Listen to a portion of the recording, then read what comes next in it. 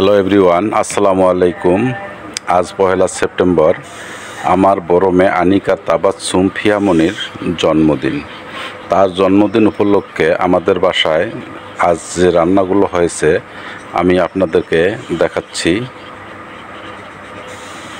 একটা মাছ ভাজি,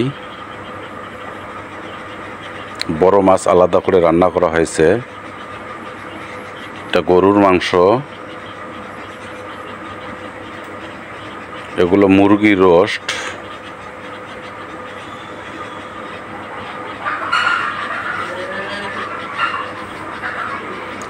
খাসির মাংস, হাঁসের মাংস, বুটের ডাল, পোলাও,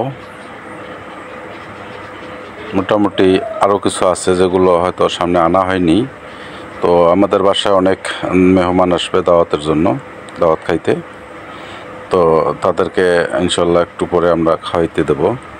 তো সকলে আমার মেয়ের জন্য দোয়া করবেন, মহান রব্বুল আলামিন যেন আমার মেয়েকে সুস্থতা এবং দীর্ঘায়ু দান করেন। আমিন।